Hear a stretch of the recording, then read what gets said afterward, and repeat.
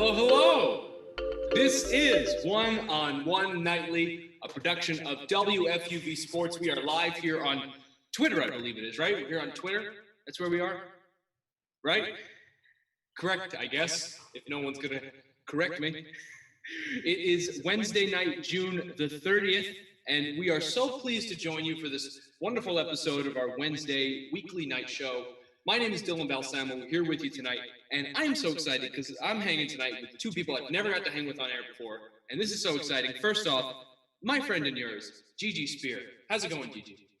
Dylan, I'm so happy to be here. I'm so happy to be your friend, and I guess the people's friend too.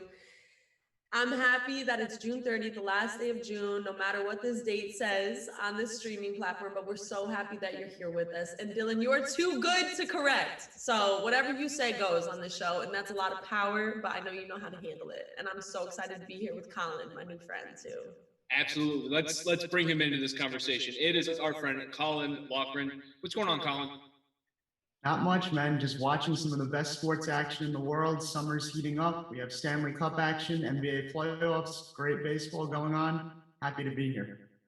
Summer certainly is heating up to an alarming extent all over the country. No matter where you are, where you're joining us, hope you're staying safe. We hope you're able to stay cool. I, for one, do not do well. So I hope you're able to find a place for some serenity here in these very hot days. But let's jump right into it. Colin mentioned this is a great time for sports. This is much later in the year, obviously, than we are used to having this array of sports madness. But nevertheless, it's very exciting. Let's start with the NBA. It's the conference finals time.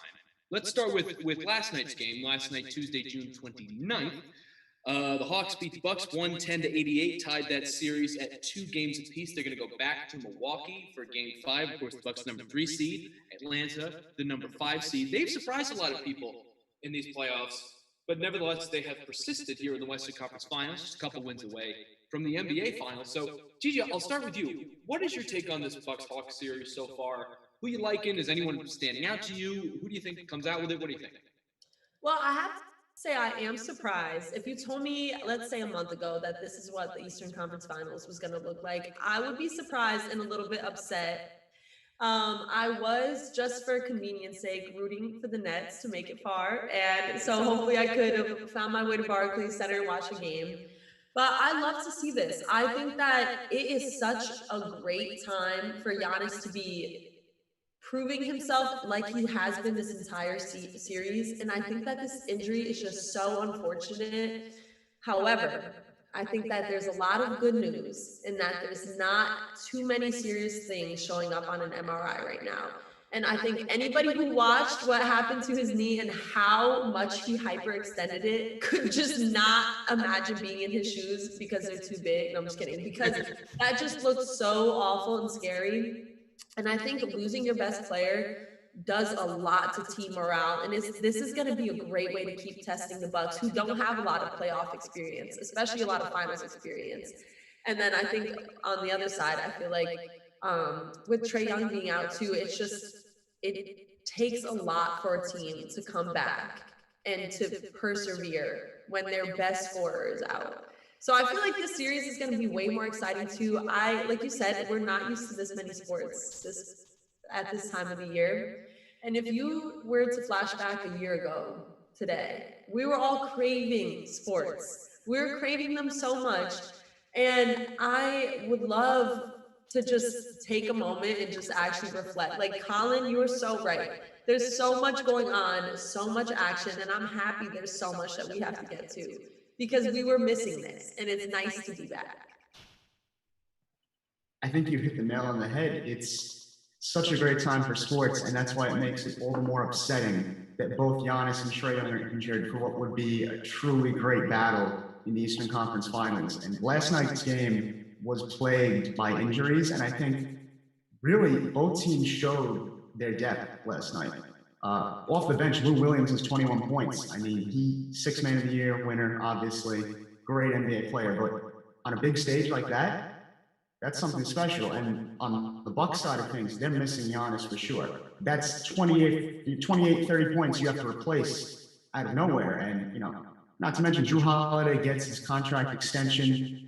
He shoots 6 for 17 last night. That is not extension-worthy play, especially on a big stage like the playoffs. And on top of that, you know, the Hawks showed they have a great bench, particularly guys like Kevin Herter, Bodan Bogdanovic, people that, November, December, you would have mentioned these names. The average basketball fan is not going to know those names until they come to the playoffs, until they start playing like they can. And I had to take a step back because I realized for the first time last night, if Trae Young comes back in any capacity, the Hawks could very well win the finals because he's just such a great scorer. 29.8 points during the playoffs, averaging great assist numbers too, which is something people don't talk about enough. I can remember watching that Knicks series and tearing my hair out because he would just find Kevin Herter under the basket for an easy layup. And last night really proved that the people around Trae Young, they came to play. And if he comes back in any capacity, I see the Hawks potentially upsetting the Bucks here. Well, you heard it from Colin first. To both your points, at least at this point, like you were both saying, it's wonderful to have sports at this point in the year. Like you said, a year ago we didn't have anything, and we were so hungry for it that we all just watched Michael dispel beef from the '90s. But it was very entertaining, nonetheless. Speak for everybody when you say that. Absolutely. Fair enough. But to something you also said, Gigi, about fitting in Giannis's shoes, I think the Keebler elf lives in one of Giannis's shoes. You didn't hear that from me. And looking at this series, losing Giannis and losing Trae Young, you think it almost evens things out. I wouldn't necessarily say that's true, but to the average fan, it might look like that. I think what we're really going to learn here is the thing about basketball, at least at this point in the NBA. The NBA is the sport where you can get the farthest with really only having a star and then not too much depth around you. I would say it's the sport where you can get the farthest doing that. I don't think you can win a championship like that, not at least at the moment. But it's the sport where you can get the farthest there. Now, to that point, I think obviously we're going to learn over the next couple of games, no matter whether Trae Young comes back or Giannis or anything of that sort. Just which of these teams has the better amount of depth. And I think at this point, that's going to win a team a championship here. You look at the last 10 years of the NBA has been very super team heavy, obviously. The super team in question this year is no longer around, meaning I think the team with the best all-around squad, no matter who's on that squad, whether it be 1, 2, or 3 good players, is going to end up being the champion here. And you look at both these teams, I think both of these teams have the kind of depth to make that run. And to Colin's point, it might be the Hawks, but Gigi, I'm curious, how do you see the rest of this series going? Is it going to be another 3 games? Are we going 7 here? What's going to happen? I really could see that the Hawks just winning. I think they're going to win tomorrow night, and I think that they're just going to do what they are doing right now, which is evening out the scoring. Like even Clint Capella, I'm pretty sure he was coming off an injury, whatever it was, an eye injury or whatever. And he still put up 15 points. And I think that if you have that power, like you guys are saying, you have that depth, it takes you so far. And Dylan, I think the NBA, I really do agree too. Like if you have the star, you can get far. And that's what the Bucks have been doing. I'm sorry to rhyme, but that's what the Bucks have been doing. They've been relying on Giannis. And I feel like they've learned that model obviously doesn't work. Even they brought his brother to the team, is putting up 2 points. You can't really rely on little bro too much. Big bro's going to make it happen. And now he's out. And I would love to see them turn around, but I don't think they have been battle tested too much without Giannis. And I think that's where it's really going to go wrong because like you said, you can get far. And you just have someone like Giannis, you have a prolific scorer like that. But if you don't have people to back him up, and like we're so used to the super team too, it would be great for people to put up. Your superstar puts up 40 points, and then the other role player is putting up 30, 40 points too. Man, like that is just great to see, and it's great to have team chemistry like that. But even if you can't do that and you just have different players putting up at least 10 points or giving good dishes, giving good looks, and getting good offensive rebounds, I feel like that is what's going to take the Hawks way past the Bucks over these next couple games. I would love to see Giannis come back, but I feel like the Bucks have learned that they can't completely rely on him. And I want to know what Colin thinks too about this, because you seem to be passionate about this coming in. I think the Bucks are completely lost without Giannis. They shot 39% from the field last night and 20% from downtown. The NBA now is a 3-point league by and large, and the Hawks have so many more weapons than the Bucks on their bench. And I think this is going to come to a 7-game series, and I see the Hawks really advancing here. I mean, Cam Reddish had a quiet 12 points off the bench, and he's a guy that's still growing. He's still young.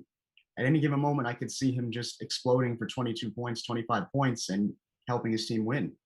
I think depth is going to be the victor here, and I think the Hawks will beat the Bucks in the series. You know, it's a fair argument, Colin, and you know what? For my own safety's sake, I think I'm going to agree with you because you seem much more confident in your choice than I would possibly be. So I'll take you on that one. So that's what we come down to: the Bucks and the Hawks. I really do think, though, you know, as much as we think this is going to be Hawks in 7, we'll take Colin's pick here. Either way, I think we can all agree here. This has a good chance of going 7, and it's going to be 3 really good games coming down the line. Both teams find themselves in a bit of a pickle right now, and one of them is going to have a sour pickle, and the other one a sweet one. So we'll see what happens. Wow, I'm so proud of myself for thinking that. But anyways, let's move on to the Western Conference Finals as we speak. Game 6, I believe. Yeah, Game 6 is 17 minutes away. The Suns have a 3-2 lead over the Clippers. This is Game 6 going to be in LA. Clippers are trying to stay alive here. So, Colin, I'll start with you on these takes here. You know, for the Clippers, this is year 2 of a big try, and right now they're a loss away from it not working again. Well, I don't know about you guys, but I'm greatly impressed by the Clippers fight right now. I mean, once you lose Kawhi Leonard and without Serge Ibaka, I don't think anyone was expecting them to even get as far as they did.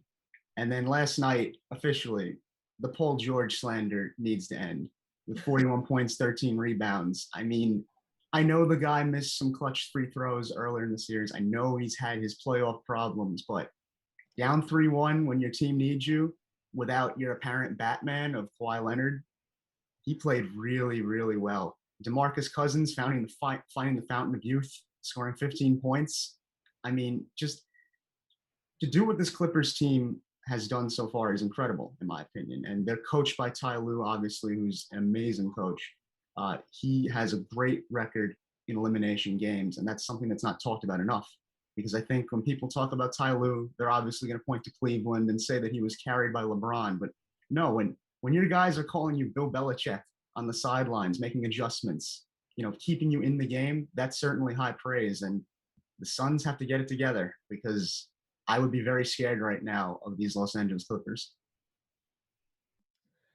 I agree. I think that for me, I come with a lot of hate towards Ty Lue, and I think that a lot of it's unfounded. I feel the same way about Paul George. I'm so inclined not to like him. I feel like Playoff P, all these nicknames surrounding him, they come and they go too quickly. And I see this as a LeBron fan. I really see how people feel the same way about LeBron, and how what Paul George did is exactly what you want from a superstar, especially like you said, when your man is out, when your Batman's out. So for Paul George to come out and just score like he did, as efficiently as he did, and put in as many minutes as he's been putting in, it shows that they are putting up such a fight, and they're not going to roll over to the Suns. And I never thought I would say the Clippers are not going to roll over to the Suns. I really did not expect the Suns to be as good as they are this year. And like I said in my last one-on-one, man, Chris Paul could make a lot of a difference on a team. To have a great vet leader like that is awesome. And to have him just being a vocal leader that could be a good resource for someone like Devin Booker, averaging 40 points, 40 plus points, is so important. And I feel like that's something that for me is keeping my fire lit with the Suns. And I would like to believe that the Suns are going to keep doing what they're doing and just keep winning. But I would not be surprised if Paul George keeps putting up the points that he's been doing, and like I think that the rest of the series actually could be very interesting because it's already off to a great start. So I'm excited to see what happens tonight because I think this is just going to tell the tale of the rest of the series, and then we'll finally have our finals opponent, at least one finals opponent set. I'd like to devote the rest of this segment to figuring out where all this hate for Ty Lue comes from in Gigi, from a psychological perspective. So, Gigi, let me ask you a couple questions. No, Dylan, it comes from one place and one place only. It's when he got stepped over by AI. That's it. Okay. And I think that just ruins people. Like, that could ruin the image for someone. Now, how did that make you feel? That made me feel very hurt and like I never wanted to watch basketball again as I sit in my red chair and I get examined by Dylan. That'll be $500. No, okay, so first off, I want to clarify. I made a mistake earlier. It was the Clippers that won Game 5. I misspoke. I said the Suns won. But so anyways, here's the point I want to make here. It's something I find true about the NBA playoffs as much as I do about the NHL playoffs. And we'll talk about the NHL in just a few minutes. But here's what it comes down to. When you get to the third and fourth rounds of the playoffs, as much as we like to think that the better team is always going to win at that point, there are two huge factors here that I think are the biggest factors. One is fatigue. Fatigue's the biggest factor. Second is momentum more than any other point in the season. And when you look at this Clippers team, even despite their losses, I mean, just physical losses in the loss column and also losses on the court, they do have the momentum advantage right now. And at this point in the playoffs, at least on the back end of a series, you can ride that to the next round. So I look forward to watching these next few games. This is another series that I actually think is going to go 7. But, that's just my opinion. I'll get yours in just a second. So at least for me, and it's not that the Suns are a bad team. I think they really – as Gigi mentioned, they've over-impressed this year. I don't think anyone expected them to be the 2 seed that they are in the Western Conference. The West, I was expecting it to be a really tough trip for the Suns, the West, this year, and they exceeded my expectations personally. But nevertheless, the Clippers are the team with the momentum advantage here, and I think at this point in the playoffs, that is a huge factor. So, Colin, I'll come back to you here. Projections for the rest of this series. What are your thoughts? Although they're down 3-2, I think it's going to take a Herculean effort for the Suns to close out the series. They're going to have someone like DeAndre Ayton get more involved than what he's doing right now. I mean, he only shot the ball 9 times in the last game. You got to think that if the Suns are going to close it out, he's going to have to be more productive. And, from where I'm sitting, a guy that really needs to also step it up is Jay Crowder. He's in your starting lineup. He has postseason experience. Last year, obviously, in the bubble with Miami, with Eric Spoelstra's Heat, and previously in Boston as well. Jay Crowder is a veteran presence on a young team, same way as Chris Paul, 2 vets that really need to step it up and help them play better, along with DeAndre Ayton, who now should have an easier job since Zubac was a little bit shaky last game, had a little bit of an injury bug. So we'll see.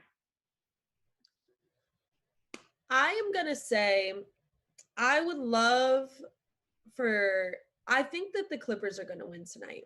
I think they're at home and they have great momentum. I think the Clippers are going to win tonight. I think it's going to go in the Suns' favor eventually, though. And I'm going to have to stand by that claim, and I know that. But I'd like to say that it's going to stand in the Suns' favor at the end of the day, at the end of the series. And I would say that because I think that the Clippers, and it's crazy because if you look at it objectively, like I believe that if you look at their rosters, the Clippers really are the better team. And like I said before, I wouldn't have expected the Suns to even have made it this far at the beginning of the season. So, yeah, I'm going to say that the Suns are going to keep going. But they're not going to win tonight. I don't think so. I think the Clippers are going to take this one at home. It's a fair point. I think all 3 of us are in agreement here that the Clippers are going to win Game 6 tonight. And again, that is about 9 minutes away as we speak here. I don't know if you get this maybe a minute or 2 after the delay, but for us, it's 9 minutes, and I'm beating a dead horse here. Game 6, I think we can all agree here is going to be a Clipper victory again, like you mentioned, at home. They'll have Billy Crystal courtside to be cheering him on. I don't know if you guys have been following. He's one of my favorites, Billy Crystal. He's a huge Clipper fan. He he tweets after every game. He's like the Spike Lee of the Clippers. It's very exciting. But anyways, I talked about momentum earlier, and that being such a big driving advantage here late in the playoffs. Not to mention that they're going to be at home. This is just this game might be, despite everything that the Clippers have gone through, specifically in these last 2 rounds of the playoffs, it has not been easy for them getting to the Western Conference Finals.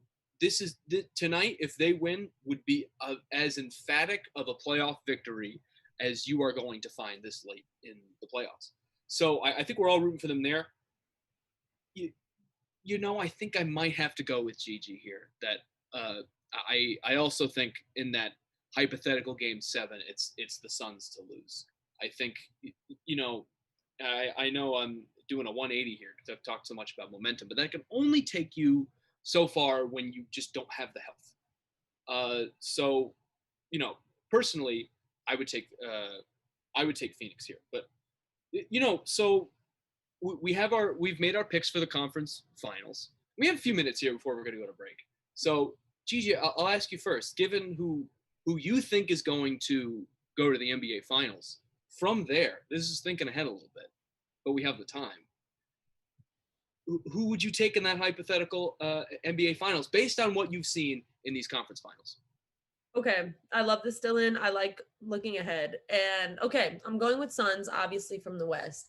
Mm-hmm. And then I think from the East, who did I say? I think I said, yeah, all right, Hawks versus Suns is what the finals is looking like.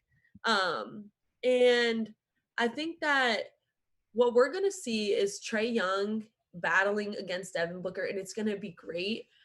But I do think that the Suns would then edge them out. And now I keep saying this, but I really can't believe the Suns are going to win the finals. If that's what my pick is going to be, I actually am so shocked. But I do think it's time, and it's not like this is that new to them. They do have history of making it to the finals, and everybody on this team does have, or not everybody, but a good amount of people on this team have strong experience in playoffs, and they know how to win too. And obviously the Hawks have shown us just tenacity, and to have Trae Young to be the figurehead of this team and to have as much swag and as much confidence as he does, I think really could trickle down to the rest of the team in a great way.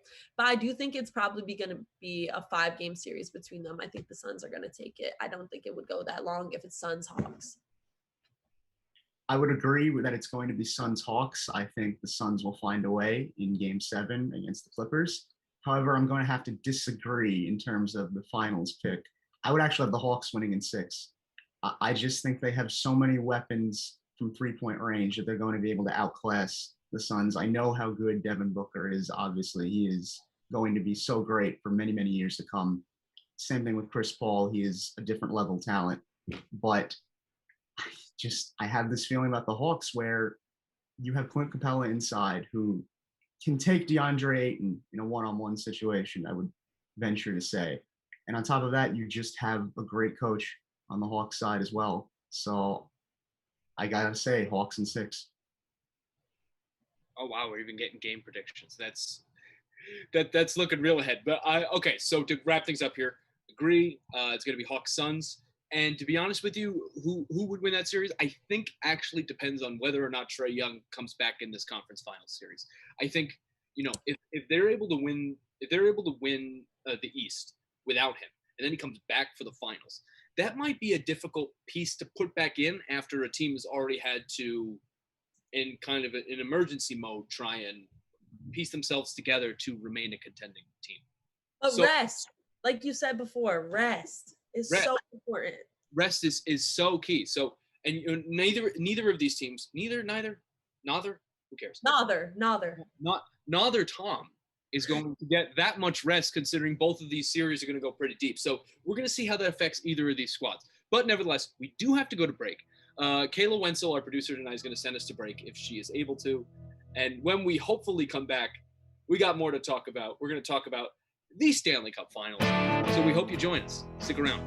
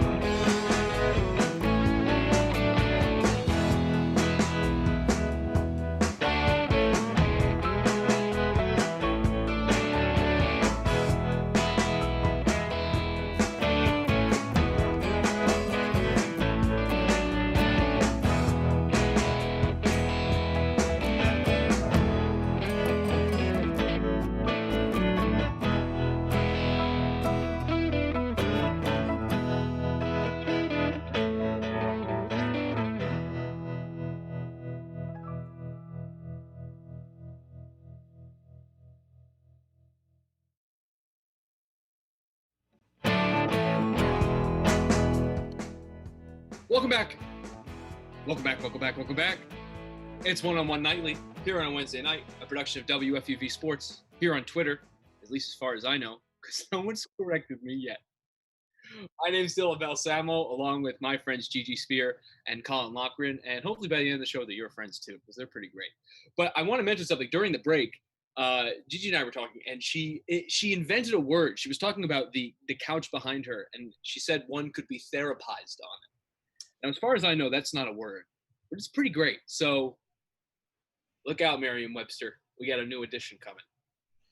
Miriam, I'm coming for you. And Oxford. Miriam, yeah. Merriam-Webster is run by the actress Miriam Margolyes. So great. Anyways, let's get to some serious matters. Hockey.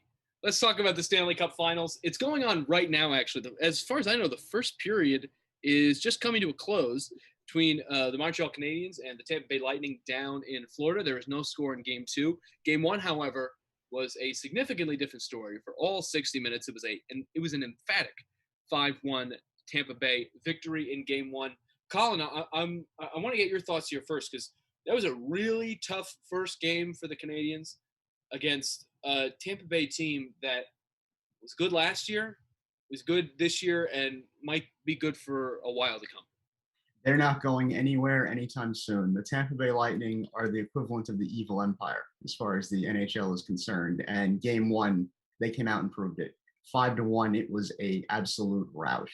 Anyone who tells you that game was close is kidding themselves.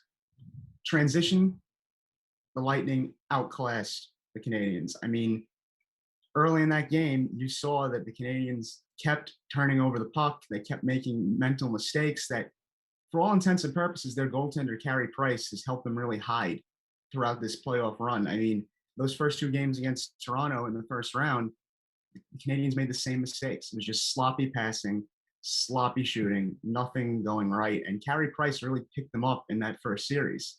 And they've been a great story. Like I said, this is a David and Goliath matchup. I'm rooting for the Canadiens to win this series, but it's not plausible. Round 2, they run by Winnipeg, and then round 3, they have a really great battle with the Golden Knights. So everyone's feeling good, and then you just come up against this giant in the Tampa Bay Lightning who are stacked up and down. Victor Hedman, Nikita Kucherov, who, by the way, has 30 points in his last 19 playoff games. 2 goals in Game 1. He's doing it hurt. He is out there like a Greek god playing this sport, and he refuses to accept the injury. They asked him after the game, how's the injury doing? How were you able to get through it? Didn't even want to acknowledge it. This guy's focused on winning the Stanley Cup for a second year in a row, and it's really incredible to watch. In terms of what actually happened during the game, the story has to be that first line for Montreal. It was Nick Suzuki, Tyler Toffoli, Cole Caulfield. They just completely dropped the puck, figuratively speaking, in this game. ±9, -9. 3 goals allowed on their watch. That can't happen if you're going to compete with Tampa. For those saying that they need to play more physically, I'm not sure that's possible. The hits were 58-57, which was a record in the playoffs for both teams. It doesn't get much more physical than that in today's NHL. Montreal's only hope is that Carey Price steals the game, which he's fully capable of doing. He's obviously a great goaltender. But in order to do so, he's going to have to outduel Andrei Vasilevsky, who right now is the best goaltender in the NHL, no doubt about that. And interestingly enough, Price has struggled during against Tampa Bay. His last 7 playoff games, he's 2-5, which is not so hot. So right now, it's looking like this is going to be a rout in favor of Tampa Bay. They just have too many weapons, and it's going to be hard for Montreal to compete with them going forward. And if you want to read the statistics, teams that won Game 1 have gone on to win the Cup 75% of the time. So if you believe in history repeating itself, you could be looking at a Tampa Bay championship for a second straight year. So I also want to think about, though, the start of games. And I think that for me, coming about this from a person who's still playing a sport, thank God I have 1 year left, I always am trying to improve my warm-up. And I feel like the biggest thing for this, especially from someone outside of the hockey world, looking on onto the Stanley Cup Finals right here, where you have such a, I mean, to me, this is a high scoring game. Maybe you guys could correct me, but for hockey, it's a high scoring game. So I feel like what I'd like to see and what we're not seeing so far, like Dylan said, it's still a scoreless game at the end of the first. And I would love to see who is going to score first. And I feel like that would just set the tone. And it is so, so important to, after getting stomped on, to come out and at least score first or to counteract that scoring. Where if Tampa Bay was scoring in the first 7 minutes last game, and then follows that up immediately with another goal before the Canadians could even bounce back, that can't happen tonight. I think the Canadians need to come out early if they're going to win. And I would love to see that happen just as a person from a sports perspective. And I'm sure you guys could feel the same way, where if you just had such a big loss, if you could come out with at least just one thing to counteract that loss, that is doing justice. And yeah, I would look for that tonight. Who's going to score first? I feel like that's the biggest question of the night. Scoring first is, of course, always important. And, you look at, statistically so far in terms of offense, maybe not in terms of goals, but in shots, it's currently 13-6 Montreal as we enter the second period. And the Canadians are also going to have a 92-second power play coming into things, or a minute 32-second.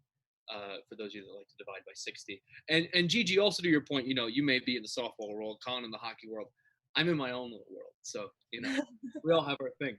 To Colin's points about, this series so far, and this Lightning team is just so good and so prepared for the long haul. And by long haul, I don't mean a long season.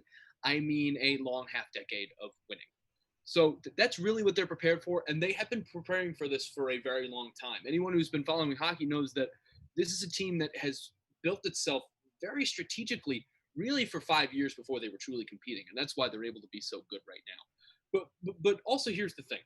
They're so good that the argument for Montreal to be more physical, to try and beat them, is a ludicrous argument. As Colin mentioned, hits are just about the same between these two teams. At least they were in that first game.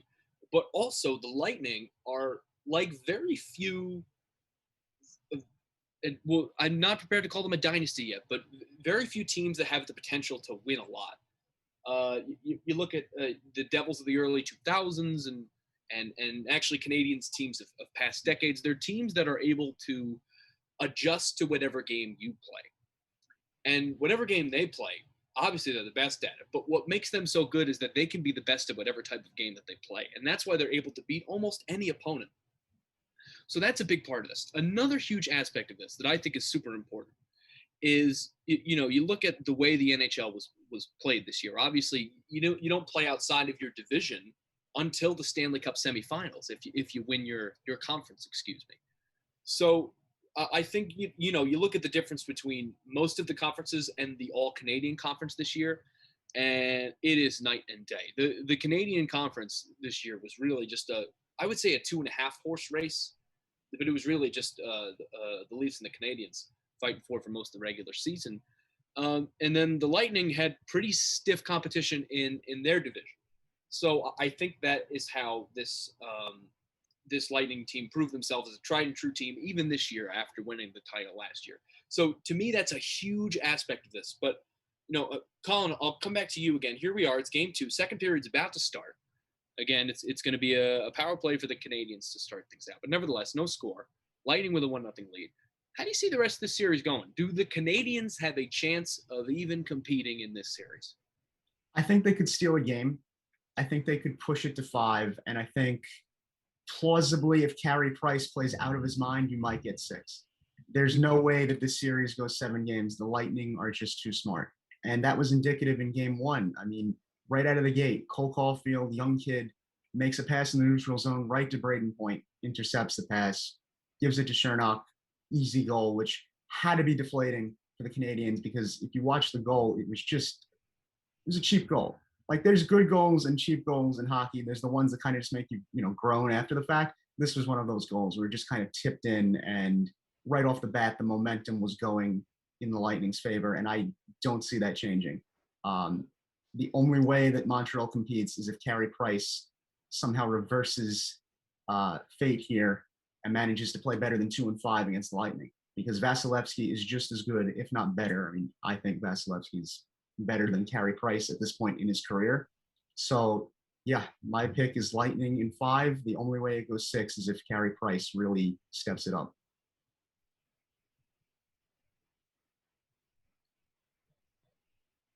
Gigi, what do you think? Yeah, well, I would chime in. So I would say for me, I think that, yeah, Colin, you have such good knowledge about this subject. And I would like to do what Dylan did earlier and listen to Colin. And I think that when you have young talent, like you have a Cole Caulfield coming off of a historic season in college, winning that Hobie Baker Award, being pretty much the face of college hockey, it could be so nice to rely on him and to like want him to do well. But if you have so much momentum and you're already off to such a good start, I can't see it going too far into the series. And I think that you might even be generous giving them 5 games. So yeah, I'm gonna agree with Colin, and I want to know what you think, Dylan. Well, I hate for all of us to agree on a subject because it makes for really, really boring segments. But nevertheless, it's really hard not to agree on this one. And here's the thing: it's really hard for a fan of any team in the former Eastern Conference to root for the Tampa Bay Lightning, and that's just a testament to how good they were, because they beat up against every single team. That's how dominant they've been, really, and we'll say in the last 2.5 seasons. So that's a huge aspect here. But nevertheless, this is a Lightning team that is just too good, and I actually like how Colin put it, too smart to allow this series to go 7 games. It's just not going to happen. And it's not that this Canadians team is bad. It's just they're up against an opponent that you're not going to be able to win against. It's just, every team has their expiration date, the farthest they could possibly go. I would argue the Canadians actually exceeded expectations this season by getting to the Stanley Cup final. But nevertheless, and as much as I'm rooting for Montreal here, as really the underdog by a really wide margin, it's really tough to not see the Lightning maybe even sweep this series. Perhaps I'm going too far to say that, after only seeing one game and being scoreless almost halfway through game 2. But it's definitely a possibility. And, while we talk about this, the way I want to wrap up the segment is, Colin, we'll start with you here. This Lightning team is really good. And like we've been talking about this whole segment, they don't look like they're going anywhere. So just from our knowledge, not only really of hockey, but our knowledge of sports dynasties and teams that are able to win for an extended period of time, I won't bully your opinions, but I'll go to Colin first here. How long do you think this Lightning team is sustainable in terms of maybe not necessarily winning the final every year, but competing for that Stanley Cup every season? I think this could plausibly go 5 to 7 years in terms of how long they're in the playoffs and competing on a yearly basis. And really that revolves around Vasilevsky's ability to stay healthy and continue to make saves in net. Because, it kind of reminds me of the Rangers of the early 2010s, where they might not have always had the best talent, but Lundqvist was good enough to push them to the first or second round of the playoffs. So even if age gets to the Lightning in one aspect or another, I mean, I know Stamkos is getting older, obviously. I mean, Ryan McDonough is on the Lightning. I mean, it's funny that he's a footnote on that team when he used to be the captain of the Rangers. So even if age gets to this team, they're going to be around as long as they have Vasilevsky in net, because he is just that good. And I think anytime you have a goaltender like that, it's kind of like having a great quarterback. You will stick around for as long as you can, and you will compete on some level. That doesn't mean they'll win every year, but you're going to be in at least the first, second round every year. And then on that odd year, you might go out and make a trade, get a good free agent. You're right back in the final. And I would say too, just to add on, I think that, Colin, you're so right, where if you have players who used to be so dominant, but now they're not, they're just role players on the team, they're not going to be the superstars. age might get to them. And I think that the big question that I would ask for dynasties in general, but especially for this Lightning team, is how far can they go with their current coach, who happens to be the longest tenured coach in the NFL, John Cooper. So I think that this might be able to be like a Pat Riley situation for the Lakers, where, you know, he's regarded as one of the best coaches in NBA history. He has 5 championships under his belt. And I would love to see this keep going. Maybe it could be maybe a short-lived dynasty. I think you said 7 years, Colin, but like it could be maybe like a Warriors where they're winning back to back and it's like, who's going to stop them? And then all of a sudden it's just like tectonic plates moving. And it's like, oh, that's how they're going to stop them, by changing the whole league around. That's what makes sense. So I would love to see that. And I would like to see how age plays a factor in with coaching as well with players, because I think that having such a reliable coach is so important and can take you really far and really instills confidence in young players and current players.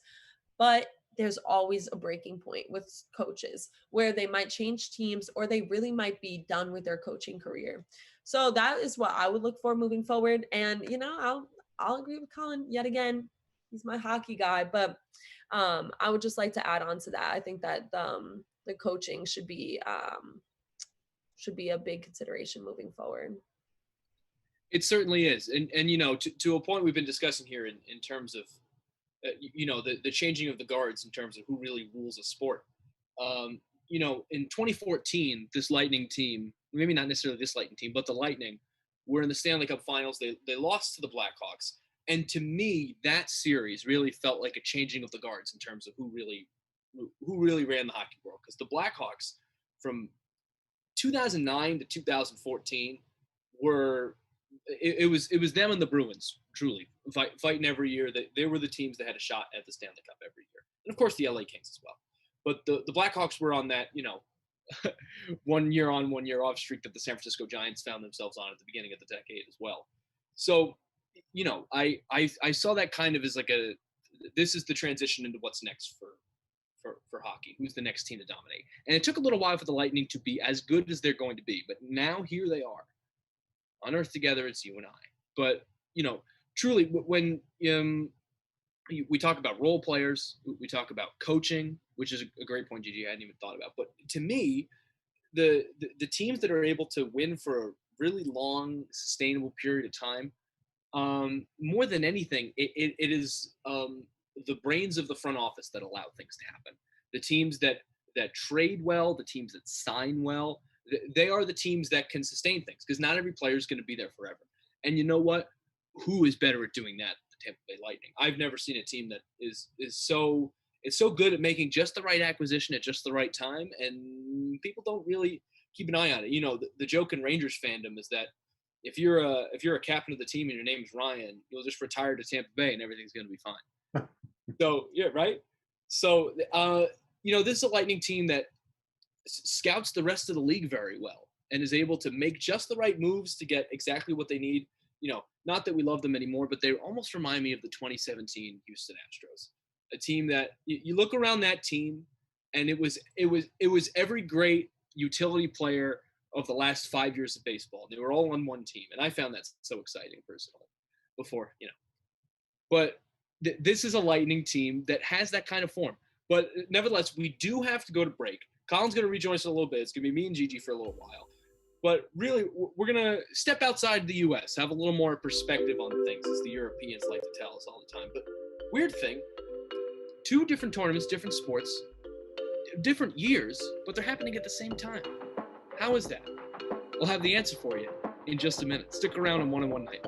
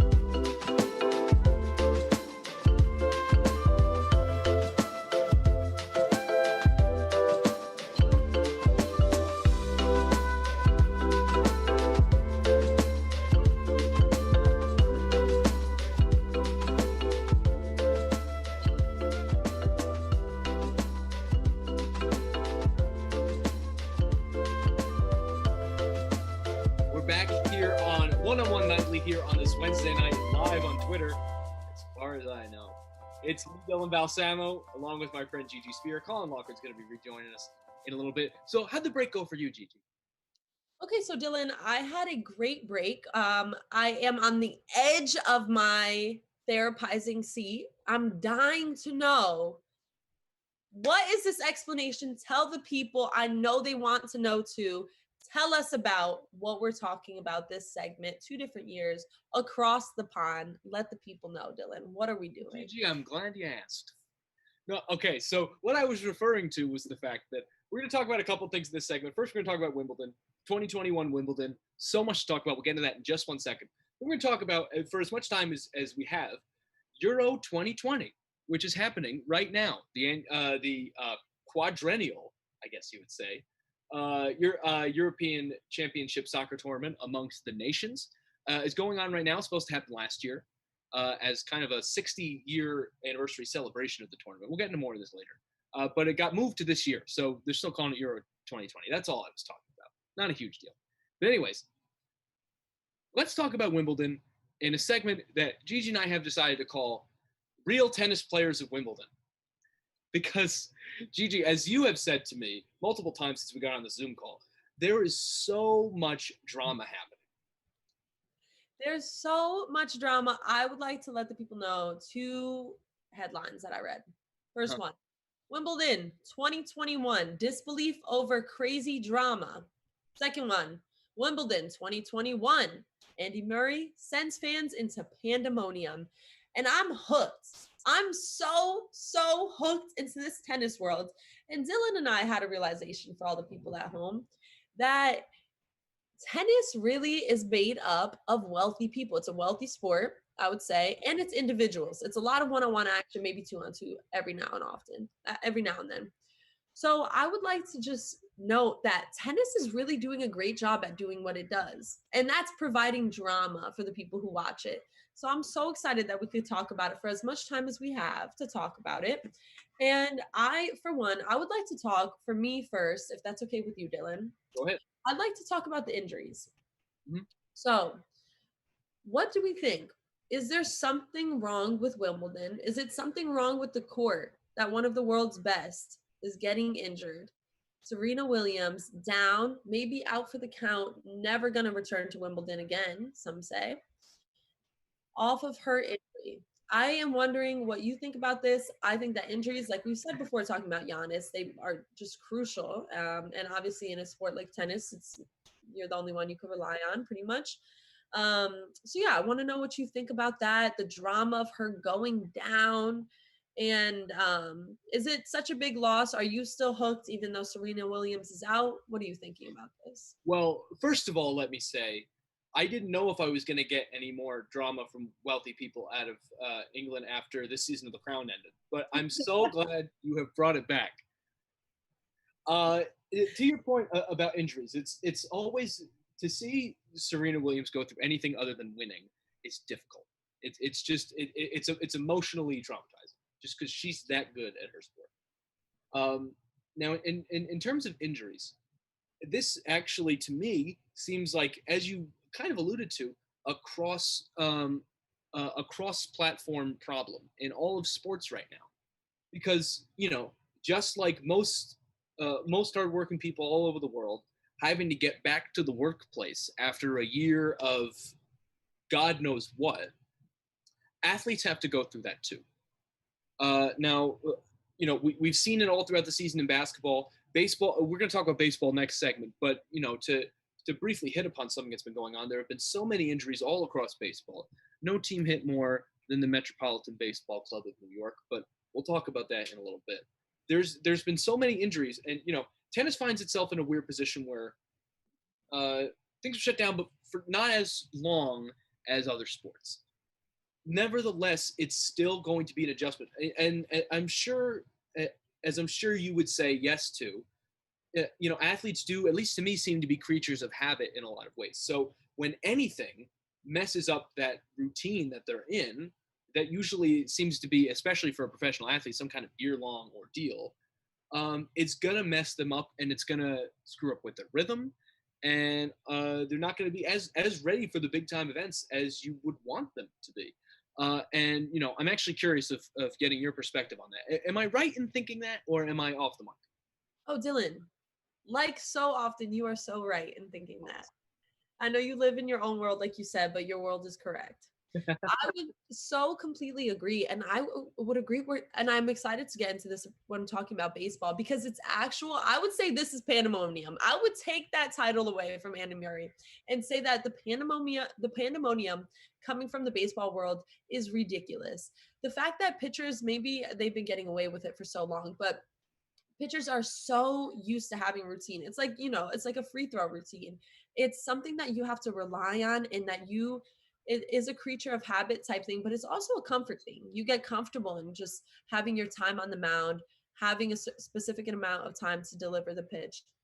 And I would say that in something like tennis, where you have such long I, like you said, the crown. I think England, I think crown, I think tradition. There's so many traditions surrounding tennis. And people, the tournament organizers came out and said that the court conditions were perfectly fine to play on. They happen to be checked just like they were every year for the past however many Wimbledons there's been. But the question here, like you brought up earlier, is the question of Mother Nature. Was it truly too wet for them to be playing on that court? And then also, is there something different with the grass that might be causing players to move slower in addition to slipping at least a little bit? And is that changing the game? And I think that you're right in thinking that it's so interesting to think about a sport with the conditions that they're under. um yeah, of course you want the players to come and deliver great games, but that's only going to happen if they're really used to what they're playing in. And yeah, it would be nice if you just go and you could watch NBA players play pickup on any random court, and I'm sure they would love it too.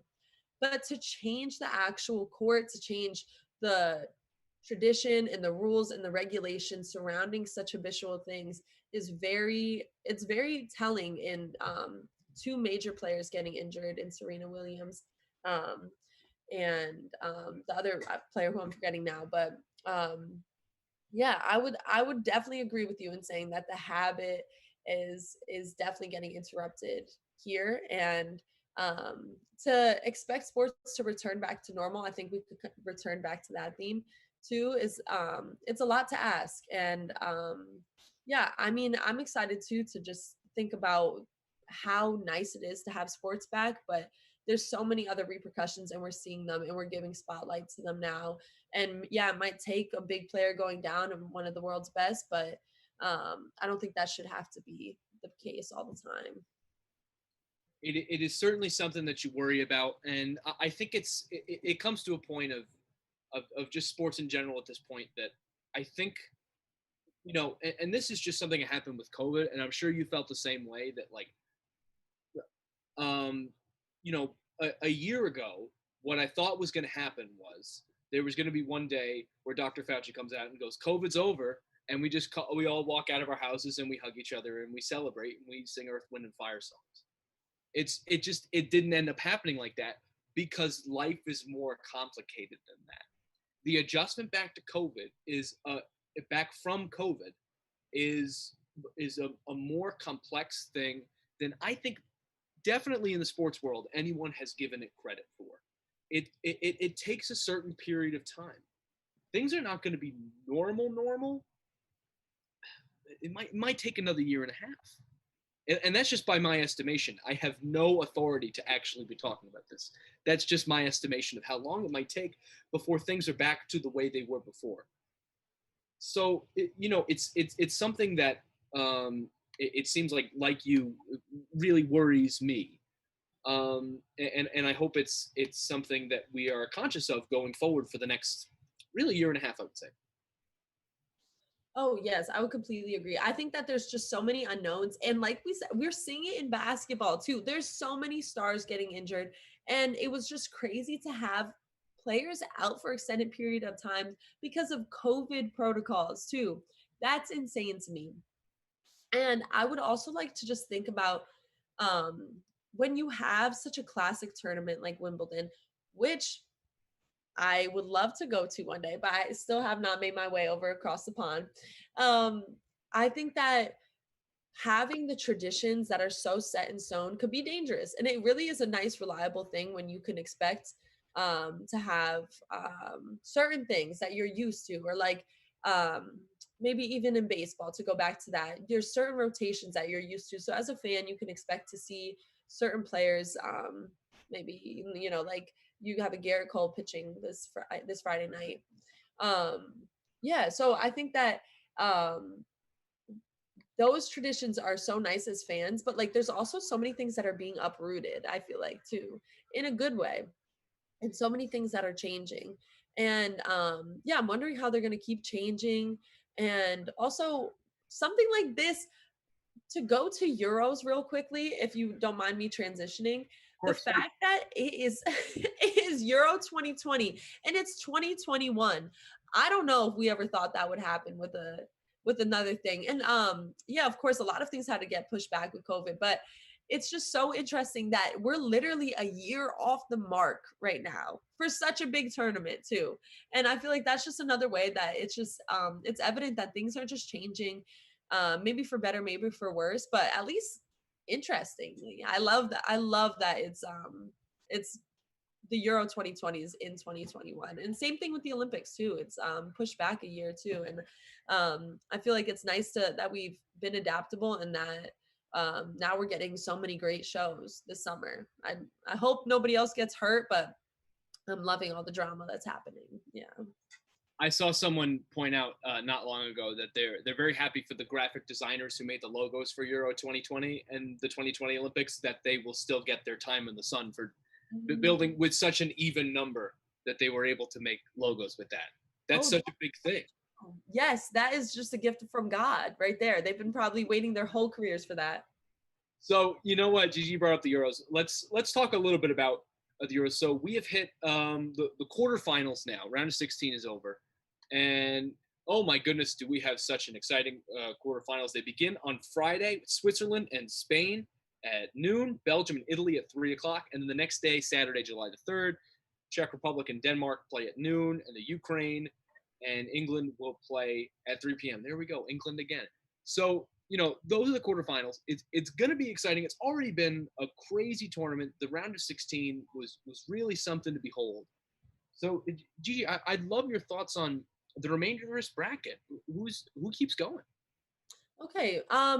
So I would say too that I think that the round of 16 has been so exhilarating, and um I love something that I'll always love is a soccer goal. And I think that maybe it's because I don't think that they happen that often. I know I love watching Fordham soccer games, either men's or women's, and it's nice when you know the people scoring and you kind of know the people on the field, even though I can't really tell who people are sometimes.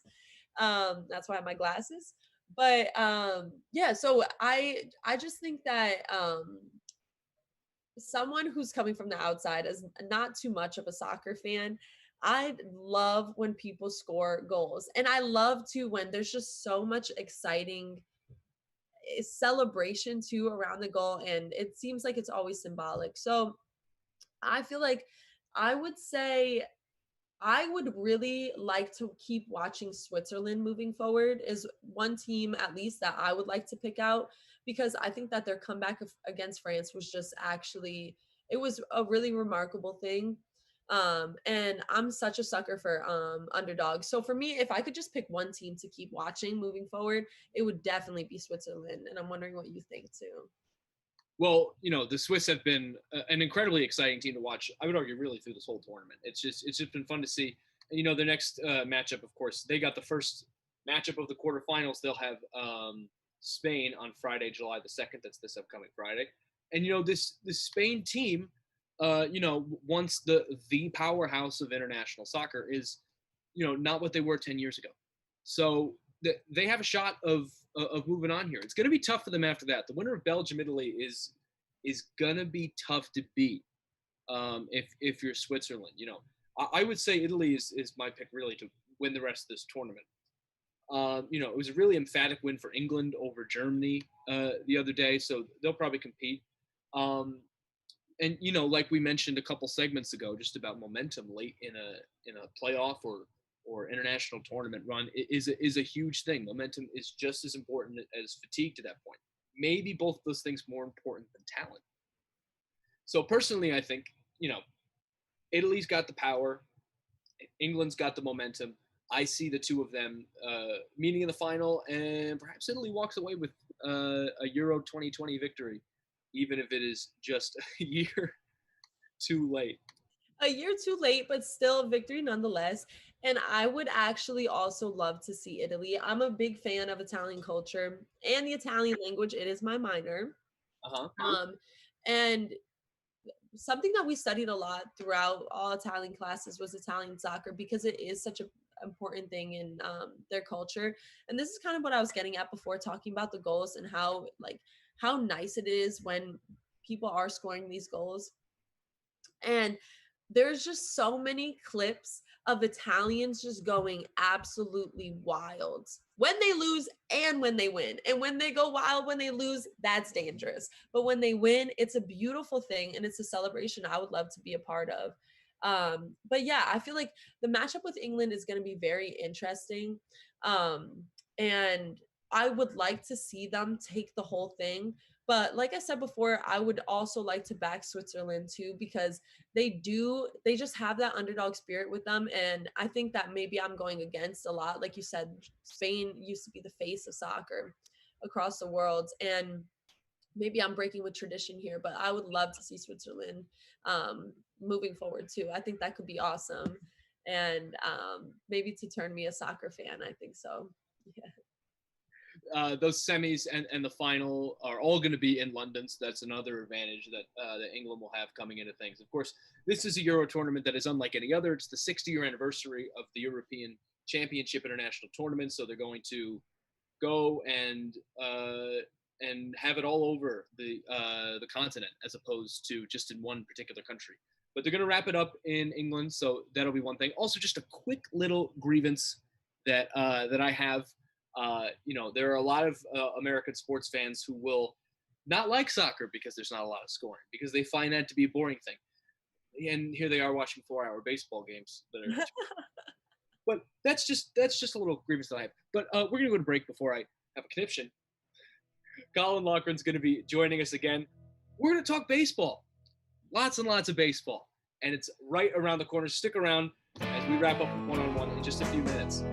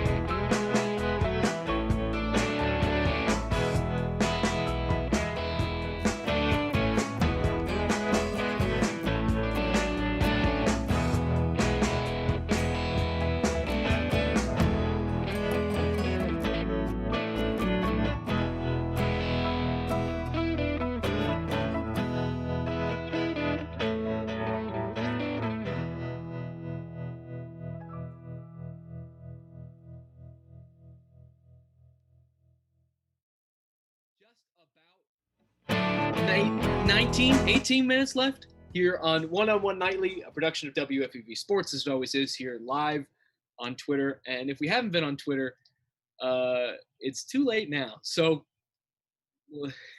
thanks for joining us, no matter how it is you have found us, on whatever platform we may be found on this particular evening. Myself, I'm Dylan Balsamo, along with my friends Gigi Spear and Colin Lochran. Kayla Wenzel has been holding things down, or at least she has tried, as our but that's just the way things have been. But anyways, I'd like to talk about baseball for the last 17 minutes now we have in this segment. Gigi, let's start with you here. The New York Mets have been, they lead the National League East right now by 3 games coming into today. I believe it's 2.5 at the moment after the Nationals won today. But what do you see of the Mets so far? Because as first place as they might have been, I can't really get a read on the team they're going to be. Oh, Gigi, I think you're muted. Yeah, pardon me, everyone. I just wanted to draw you in. So what I see from the Mets is a comeback win. I think it's the bottom of the 6th inning right now, down in Atlanta.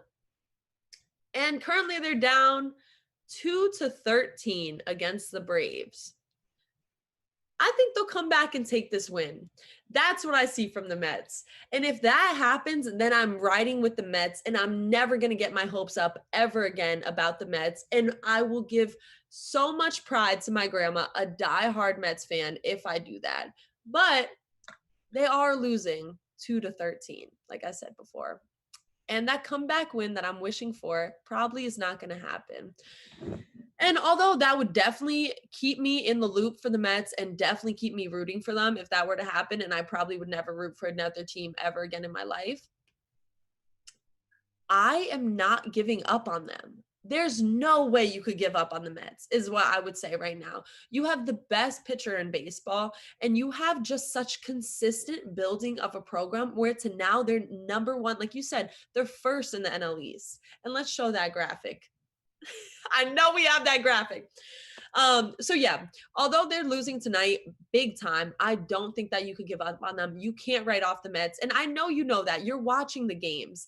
And my boy Colin, you are such a big Mets fan. And I know you wouldn't give up on them regardless. But this season in particular, I don't think you could give up on them. And I think that when you have such dominant pitching, you have the best pitcher, it's someone you have to stick with. And I will keep rooting for them from afar, but this weekend I'm not. I'm going to attend the Subway Series and I'm rooting for the Pinstripes. I'm rooting for the Yankees the whole time. But for right now, Mets, I would love for you guys to come back tonight, but it's not going to happen, but I'm not lost. I know you could do it. You know what, though? You got to believe. I think you said it right. I mean, Jacob deGrom right now is the best pitcher in baseball and obviously should be in the Cy Young conversation. I'd go so far as to say he is the Cy Young conversation with a .69 ERA. And that pitching staff is scary. They match up so well against the Dodgers in a dream NLCS matchup. I mean, guys flying under the radar. Everyone's talking about DeGrom. Tajon Walker, he's 6-3 with 2.38 ERA. That is fantastic. I don't think any Mets fan would have thought Tajon Walker would be as good as he's been so far. And I know right now everyone's getting stressed offensively. I know we're hitting a dismal 228, barely above the Mendoza line. This team's only going to get better. I mean, Lindor's putting the ball in play 68% of the time. You're getting Nimmo back. You're going to get J.D. Davis back at some point. When McNeil's right, he's like a throwback to Lenny Dykstra from the 80s Mets. I mean, this team is going to be at a point this summer where they're going to be running over everyone else. And in a division like the NL East, that's a good thing. They're going to run away with this division at some point. It's only a matter of time before they figure it out offensively. Because, up and down that lineup, you have guys that can hit home runs. They can hit for contact. It's only a matter of time, in my estimation. And what I like about this team most is just the pure potential. I haven't felt this good about a Mets team since 2015 when we made that run, obviously, to the World Series. Heartbreaking finish against the Royals. Hopefully this year has a different story. I'm certainly seeing it that way. Yeah, in speaking about the pitching, obviously there's not too much you can really say other than wow. We'll talk about Jacob Degrom in a second. I'd like to devote some time to him in particular. But as you mentioned, Colin, Taiwan Walker has just been over the moon good, exceeding expectations. Marcus Stroman has been everything the Mets have needed him to be and everything they wanted him to be when they acquired him. David Peterson's had some rough goes of it, including tonight, left in the fourth inning. Mets actually gave up 7 total runs in the bottom of the fourth inning tonight to the Braves. So if you just count the fourth inning of Braves runs alone, the Mets are losing 7-2 tonight. But that's just the way things are. So Peterson goes back and forth, but overall he's had a pretty good season. Look at guys like Tyler McGill coming up when they need to. And you look injury-wise, this is a Mets team that has suffered so many injuries that actually SNY showed a hilarious graphic last night to try and show how much roster moves they have. Mets have used, I believe, the 4th most players of any team in baseball. They used 48 players through 50 games this year. It's a lot. But at the end of the day, you look specifically with this pitching staff. Cookie Carrasco is probably coming back sometime early August is what they're saying right now. It's not really clear. Noah Syndergaard was supposed to be back really by now, maybe next week. That's not going to happen. If he does come back, it's going to be in September. And, oh, man, what an addition to a pitching staff to add in September in Noah Syndergaard. My goodness. So, in terms of this pitching staff, that's a good thing to think about. And, you look at the hitting. Offensively, the Mets have not been where they needed to be. But here's what gives me the most hope. The Mets are actually, I think it's, 260 overall or 220, 240, somewhere in that range they're hitting overall as a team. Their batting average with runners in scoring position is actually above that. That's a good sign. For most teams, even good teams, one of the biggest, most often weak spots that a baseball team will have is not being able to hit with runners in scoring position. It's a difficult thing to do. The Mets have done it better than they've hit with nobody on base this year. So that's an encouraging sign. So, it's very fair to still believe in this Mets team, especially when, they came in today 3 games ahead of everyone else in the National League East. So there's still plenty to be excited about, even on days like nights like tonight when it seems a little darker and a little grimmer than usual. But I'd like to just spend some time here, say as much as you'd like. Let's talk about how good Jacob DeGrom is, because I feel like not enough time is being spent just talking about how good he is. This is a season, Gigi, for the ages. Jacob DeGrom's ERA is actually ridiculous. Guys, correct me if I'm wrong. 0.6? 0.69. 0.69. Can you imagine going up to face a 0.69 ERA pitcher? Like, you actually would have to say a prayer, even if you don't belong to any religious affiliation. I would say so many prayers before I stepped in that box against Jacob DeGrom. And I'm really sad that this game, I haven't been to a Yankees game in a while, and I'm sad that DeGrom's not pitching, I'm assuming, on Friday. And I just think that, like Colin said, he is a Cy Young contender, and he's more than that. He is the Cy Young conversation. And I would love to see, too, I am all about living in the moment, and I'm trying to live in the moment. But I'm just loving to see how many Cy Young awards he's going to rake up in the next couple of years, because I think he's just getting started. Something that is concerning me, and I did bring this up in a different show, is the shoulder soreness, maybe tendonitis, maybe something like that. And I think that's something that the Mets are keeping under wraps in such a good way. And that he is, as a competitor, he wants to go out there and he wants to get his wins. And a lot of them are surefire wins when he's on the mound. But if he could just keep the shoulder, I know all the trainers in that Mets training room are probably very concerned. If he could ice it and keep it healthy, oh my God, it is so amazing to witness this greatness on the mound. And like you said, I would just love to just take the time and appreciate it and not analyze it, the slugging percentage from the Mets lineup, the non-producing. I think it's great that they can produce when it really matters and when runners are in scoring position. And that's such a tidbit that is going to keep a lot of people happy and a lot of people under under control when they start to get too stressed out about the Mets, because when you do rely on one player too much and it is a pitcher, I think things could get messy. And if the offense isn't producing, but you have Jacob DeGrom, you have this offensive weapon or this defensive weapon. And yeah, no, I'd love to see it. And I think it's actually unreal, is what I would say about it. He's one of the few pitchers in baseball, as a side note as well, that can pitch with a certain amount of accuracy and paint the corners purely, or absolutely have a flamethrower go down the middle of the plate.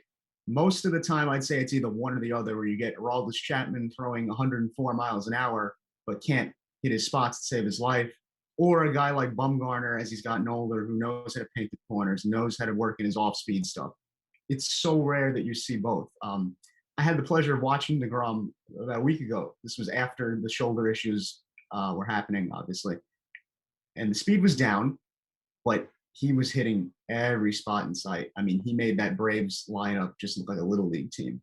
It was fun to see. I mean, anytime your slider is starting to look like a changeup, I think that's a good sign going forward. And if you're the Dodgers or the Padres or any of these great NL teams that could potentially meet the Mets in a playoff series, you're going to have to say a prayer, because you're going to face DeGrom twice, maybe even 3 times if they want to throw him out there from the bullpen in a potential game 6 or game 7 with the season on the line.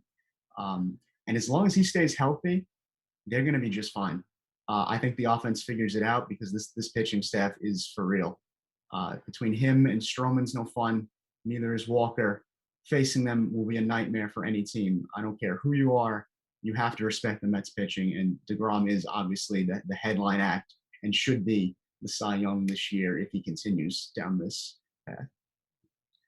Now, guys, there's something I've wanted to do for a little while, and I've waited till I was here on camera to do something, because what's the point of doing anything if it's not on camera?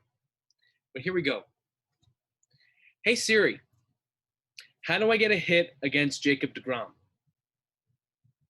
Jacob DeGrom has 12 hits this regular season in the MLB. So I said, how do you get a hit against Jacob DeGrom? And what Siri told me was that Jacob DeGrom at the plate has 12 hits this season in Major League Baseball. Now, that's another point I want to get here. We keep talking Cy Young. And Cy Young's great. And you know what? He might even be a silver slugger at the pitching position. And he might be a Gold Glove winner at the pitching position too. But with all that in mind, you look around the rest of the National League, and there's some good players in the National League. Fernando Tatis Jr., chief among them. A couple guys in this Braves team that they're playing right now who are really good. But I'm looking at the NL MVP conversation, and this has been brought up. And Mets fans have very prematurely chanted it every time he's gotten on base. They've chanted MVP. And I don't think it's that far off of a thing to say. And I know it is June 30th, but come on. Like, my goodness. And this is the thing about Jacob DeGrom. People have kept saying this is 2018 Cy Young Award winner, 2019 Cy Young Award winner, 2020 in the running for it. A full season, I think he would have gotten it. His fastball velocity has improved. It's been rough the last couple starts, only hitting 100 miles an hour like 12 times during a game. Like, abysmal, guys, really. I can't. Who would only hit 100 miles an hour with their fastball 12 times a game? It's but that's why I wanted to just bring up how good he is, because it is mind-numbing. It's incredible. But that was what I want to talk about. We have a few minutes left, and I want to talk about that other team in New York. The Yankees right now, the Bronx Bombers find themselves leading the Los Angeles Angels of Anaheim by a score of 7-4. Shohei Ohtani, perhaps the American League MVP, when it's all said and done, was on the mound tonight for the Angels. He was on the other side of things. And, actually, guys, I don't know if you saw this. Our friend Sam Davis, another one of our friends and my fellow Mets beat reporter here at WFUV, is at the Yankee game tonight. And he tweeted out that, of course, Ohtani decided to have his worst start of the year the day he decided to go to Yankee Stadium just to watch him play. So that is funny. But Colin, I'll start with you. We don't have a ton of time, but let's make this quick. thoughts on this Yankee team so far? You know, they've struggled offensively, but then they'll have a night like tonight where they're scoring 7 runs in a game. Well, as they say after the games in the Bronx, start spreading the news. This team is not good. They are abysmal. It should not matter at all that they're beating the Angels right now. I'm preoccupied with that series they had against Boston. You're now 0-6 against your division rival. You're 7.5 games back from even getting close to first place. We should not be getting happy about Gary Sanchez hitting 236. It's abysmal that this is what Yankees fans and people around baseball are now going to get excited for, is that, oh, now they're breaking out against the Angels. This team is just not very good, and it's time to accept that. I mean, offensively, they're so inconsistent. Even DJ LeMahieu, someone that I think, Yankees fans for the most part were holding on to, that even if Stanton and Judge get injured, even if those guys don't produce at the level that they can, LeMahieu's still going to be the guy that gets on base, gets you RBI opportunities, and can maybe steal you a game or two offensively. His on-base percentage has dropped almost a full point this season. And just something that bothers me. I know the bullpen has been good on paper. Chapman saved 16 of 19 games. I still don't trust it. There was a weekend game about a week ago against Oakland, and Chapman had pitched the day before. He got in a save. He comes in, and he just couldn't find the strike zone. If not for a triple play, they probably lose that game against Oakland. So I understand the bullpen's been good, but in a playoff series, you need a closer that can go back-to-back days and get you those saves, or at least every other day. And I'm not sure Chapman is that guy. I mean, I'm sure Yankees fans are still having nightmares about Altuve walking it off in Houston in Game 6 in 2019. Yeah, I mean, I'm still holding on hope for the Yankees. Like I told you guys, I'm a Yankees fan, and I'm rooting for them this Friday. I think that what is concerning, though, is what's happening with Garrett Cole and how much he has just gone down. And the thing is, he hasn't really gone down the drain. He's gone down the drain for his own standards. And the fact that he's given up his first pitch home run in his career, I believe, is definitely eye-opening. And I think a lot of this has to do with the changes going on with pitchers. And I'm going to keep this short, but I think that if you have Garrett Cole, who is not, I would not say that he is the face of the Yankees. I don't think he has been for like a month now. You have him not doing too well. And obviously the offense, like you said, struggling kind of. It's no comparison to the Mets and to what's going on like with Jacob DeGrom's success, And Dylan, just to your point earlier, Jacob DeGrom's one of very few pitchers up for this type of nomination. 25 pitchers in all of MLB history have won this All-Star award. So I just want to keep that in mind. Garrett Cole's not doing that. Obviously, you can't rely on him too much, but I am going to hold on to hope. Well, let me say something that you can't say about this Yankees season, but I can certainly say about tonight's show, which is it's been a pleasure. We are so thankful that you have joined us tonight here on One Nightly. We want to thank our producer for the night, Kayla Wenzel. Kayla, I'm sure you did just fine. Of course, One Nightly, as always, is a production of WFUV Sports, and our director here at WFUV Sports is Bobby Chaffardini. But that'll wrap things up here for this Wednesday night edition of One Nightly. For my partners for the night, Colin Loughran and Gigi Spear, my name is Dylan Balsamo. Have a good night. Stay safe.